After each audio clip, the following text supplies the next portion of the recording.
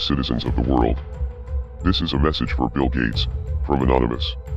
In the midst of a historical pandemic, much of the world is looking to you for solutions, and it seems that this is no mistake, because you have positioned yourself as the Nostradamus of disease. You have done an incredible job at rebuilding your image, from a ruthless and cutthroat corporate CEO to a benevolent philanthropist and savior of the world. This is nothing new, this is a classic move from the robber baron's playbook. At one time, the notorious industrialist John D. Rockefeller was one of the most hated people in the country, due to his poor treatment of workers, his monopolization of key industries, and his influence in politics. After a massacre of striking miners in 1914, which came to be known as the Ludlow Massacre, Rockefeller's reputation was at its worst, so he decided to hire a team of propagandists to restore his public image. Leading that team was public relations pioneer Ivy Lee. Lee was an early influence of Edward Bernays, who would later write the infamous book Propaganda, a textbook of mind control for tyrants and aristocrats. Bernays is the nephew of Sigmund Freud, and often called the father of propaganda, in which case Ivy Lee is the grandfather. Lee suggested that the families make high-profile donations to various charities and have photographs taken of them handing out money to the commoners to make the public think that they were good-hearted and generous people. Over time, the plan worked, and has been replicated by many other aristocrats who wanted to win favor in the court of public opinion.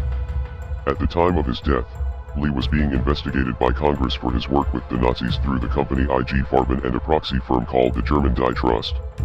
He was also a founding member of the Council on Foreign Relations.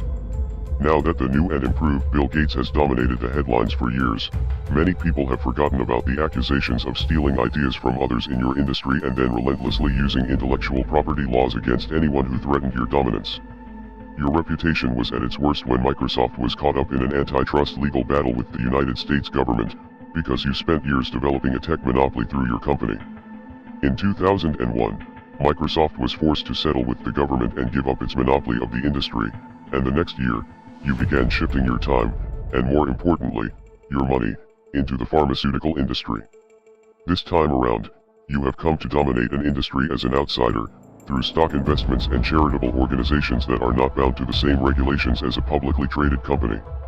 There is no doubt that advancing medicine is a noble cause, and it is true that investments in public health are important, but not everyone involved in the pharmaceutical industry actually has the best interests of the public in mind.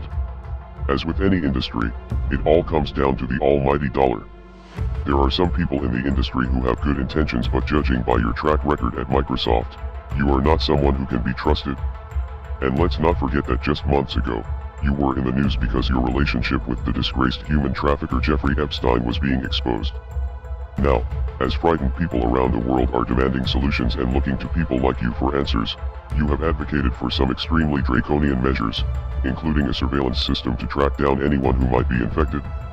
Of course, all of this sounds like a necessary step in a global pandemic, and this virus is a very real threat, but in China and other places where these measures have been implemented, human rights violations followed quickly after. It is also very strange that for many years, your companies and foundations have been heavily involved in a project called ID 2020, something that seems very similar to the systems you have proposed in recent interviews. You may own the corporate media, but we still have the internet, and you will be exposed. We are anonymous. We are legion. We do not forgive. We do not forget. Expect us.